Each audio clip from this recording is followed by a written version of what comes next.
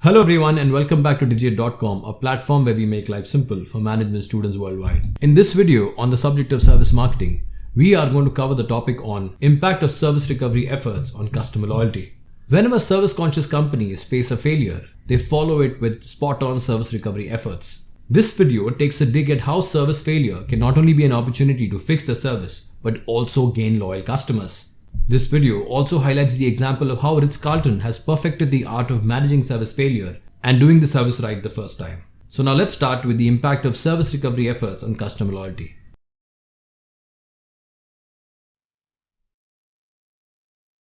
The true test of a firm's commitment to satisfaction and service quality isn't in the advertising promises, but in the way it responds when things go wrong for the customer. Success in this area includes employee training and motivation. Bell and James Luddington have found that although complaints generally tend to have a negative effect on service personnel's commitment to customer service, but employees with a positive attitude towards service and their own jobs may be more likely to view complaints as a potential source of improvement. Effective service recovery requires thoughtful procedures for resolving problems and handling disgruntled or angry customers.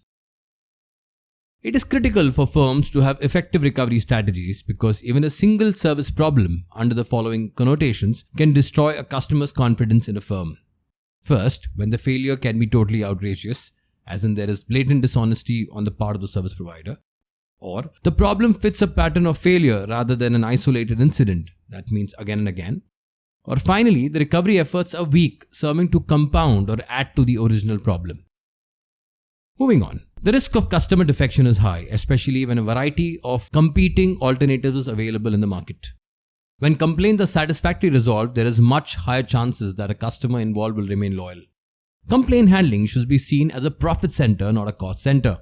However, many organizations have yet to buy into the concept that it pays to invest in service recovery designed to protect those long-term profits. Now let's look at components of an effective service recovery system. In an ideal scenario, if you do the job right the first time, plus you have an effective complaint handling mechanism, it will ultimately lead to increased satisfaction and loyalty on behalf of the customer. But in order to do that, your complaint handling mechanism needs to be spot on, which is only possible wherein if you have first, you can identify service complaints, which will include conducting research, monitoring complaints, and developing complaints as an opportunity culture. Once done, you can resolve complaints effectively, for which you will have to develop an effective system and training in complaint handling. Once these two steps are done, you finally learn from the recovery experience, which is only possible when you conduct a root cause analysis of every issue that comes up in the service.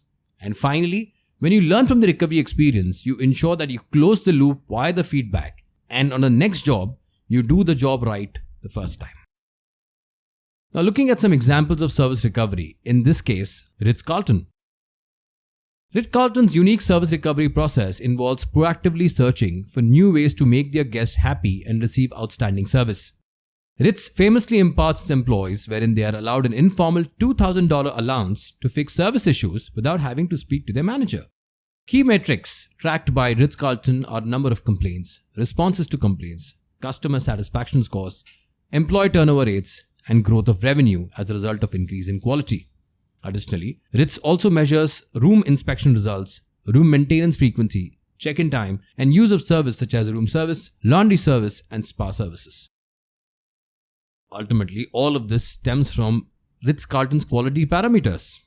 Ritz Carlton Hotel Company was a recipient of the Malcolm Baldrige National Quality Award in 1992 and 1999, which is the first hotel which was awarded this award.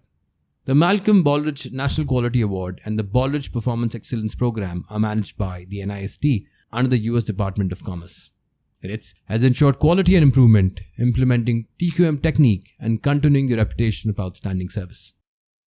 So that's it, folks. This brings an end to the topic on impact of service recovery efforts on customer loyalty. These are the list of sources and links referred to for the content in the video. Thank you.